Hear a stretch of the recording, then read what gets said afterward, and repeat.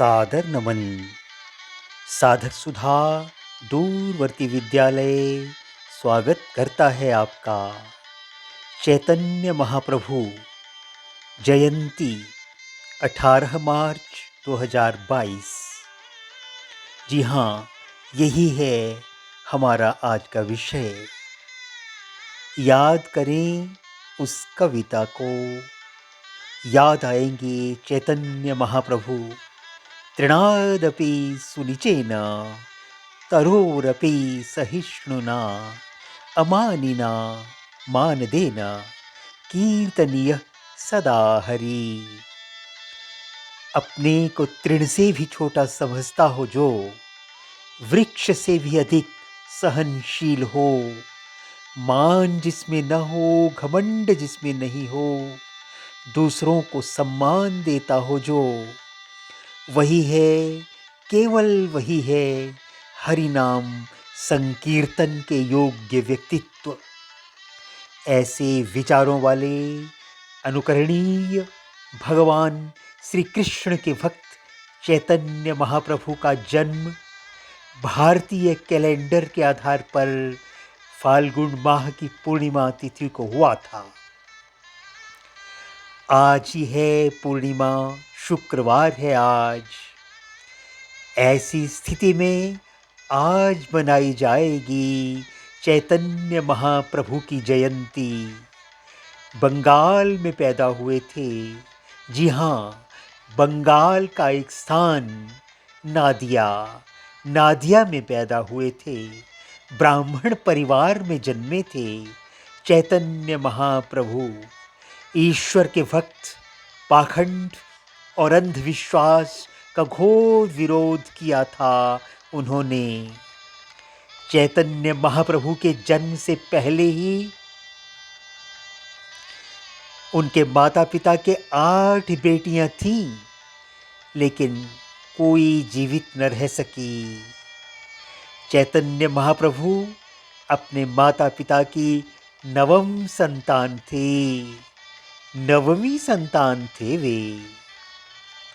अंग्रेजी कैलेंडर के अनुसार 18 फरवरी सन 1486 ईस्वी में हुआ था इनका जन्म। बड़ी महत्वपूर्ण बातें हैं इनसे जुड़ी हुई, आज वे सब चर्चा में लानी पड़ेंगी। माता का नाम था शची देवी, पिता का नाम था पंडित जगन्नाथ मिश्र, और चैतन्य महाप्रभु का बचपन का नाम था विश्वरूप, लेकिन माता पिता प्यार से निभाई कहते थे।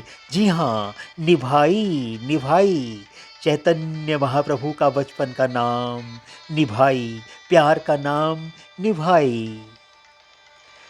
कहा जाता है चैतन्य महाप्रभु के पिता से ज्योतिषाचार्य जी ने कहा था, यह बालक आगे चलकर महान व्यक्ति बनेगा। वही निभाई बन गया कृष्ण भक्त, चैतन्य महाप्रभु के नाम से विख्यात हो गया। विवाह हुआ था इनका, एक नहीं 2 विवाह हुए थे उनके। पहला विवाह 10 वर्ष की उम्र में ही हो गया था। पहली पत्नी थी लक्ष्मी प्रिया, सांप ने काट लिया था उन्हें, निधन हो गया था उनका। दूसरा विवाह हुआ विष्णु प्रिया से। जी हाँ, पहली पत्नी लक्ष्मी प्रिया, दूसरी पत्नी विष्णु प्रिया। एक और तथ्य है इनसे जुड़ा हुआ, किशोर थे ये, इनके पिता का निधन हो गया। श्राद्ध करने गए, कुछ साधुओं के संपर्क में आए और भक्ति में रम गए। हमेशा के लिए कृष्ण भक्ति में रम गए वे। बहुत सारे अनुयायी बनते गए उनके, बनते ही चले गए। 24 वर्ष की उम्र में घर त्याग दिया था उन्होंने, सन्यासी बन गए थे वे। शिष्यों के साथ चलते रहते थे, भगवान कृष्ण का कीर्तन करते रहते थे। हरे श्री कृष्ण, हरे श्री कृष्ण, कृष्ण कृष्ण, हरे हरे। यह कीर्तन इनकी ही तो देन है। चैतन्य महाप्रभु ने वैष्णवों के गौड़ीय संप्रदाय की नींव रखी थी। जी हाँ, गौड़ संप्रदाय वैष्णवों का एक संप्रदाय है, गौड़ संप्रदाय। चैतन्य महाप्रभु ने ही तो रखी थी नींव गौड़ संप्रदाय की।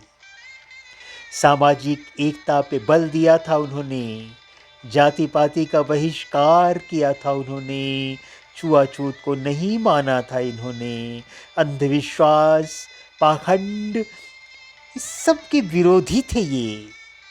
सभी धर्म एक हैं, सभी प्यार से रहें, यह संदेश था इनका। जीवन के अंत के कुछ वर्ष वृंदावन में बिताए इन्होंने। अरे, ये साक्षात श्री कृष्ण का अवतार थे, ऐसी मान्यता है कुछ लोगों के बीच में।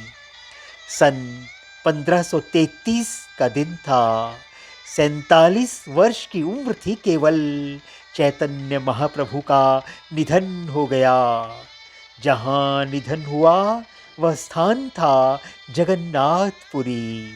धन्य है चैतन्य महाप्रभु, जिन्होंने निधन के लिए स्थान पाया जगन्नाथपुरी। इनकी शिक्षाएं विश्व कल्याण करने वाली हैं। इन्होंने कहा है, हरिनाम महत्वपूर्ण है, इनका संकीर्तन कीजिए। सांसारिक दावानल को यही तो जला पाएगा। इन्होंने शिक्षा दी हमें। जीवों की रुचियाँ भिन्न भिन्न हैं। भगवान भिन्न भिन्न रूपों में हमारे सामने आते रहे हैं। मुकुंद बने हैं वे, माधव बने हैं वे, गोविंद बने हैं वे, दामोदर वही हैं, श्याम सुंदर वही हैं, घनश्याम वही हैं, यशोदानंदन, ये सब नाम एक के ही तो हैं। प्रत्येक नाम महत्वपूर्ण है। देश काल वातावरण के अनुसार प्रत्येक नाम हमारी नैया पार लगाएगा। इनकी शिक्षा थी, घमंड छोड़ें, अहं छोड़ें, तिनके जैसा निम्न बन जाएं, बहुत ऊंचे उठ जाएंगे आप। इन्होंने कहा, हे प्रभु, आप ही आशीर्वाद दें, मैं धनी हो जाऊं, बहुत जन माने मुझे, सुंदरी आदि की चाहत से दूर हो जाऊं, केवल आपके चरण कमलों से प्रीति हो मेरी, अहेतु की भक्ति चाहता हूं मैं। विश्व का मार्गदर्शन किया इन्होंने। विश्व के मार्गदर्शन करने वाले ऐसे संतों को कोटि कोटि नमन। इनकी जयंती सभी को मुबारक, बहुत बहुत मुबारक। इनकी जयंती की बातें ध्यान से सुनी। धन्यवाद, बहुत बहुत धन्यवाद तन्मयता से सुनने के लिए। फिर मिलेंगे, तब तक सादर नमन। आपका अपना रवि।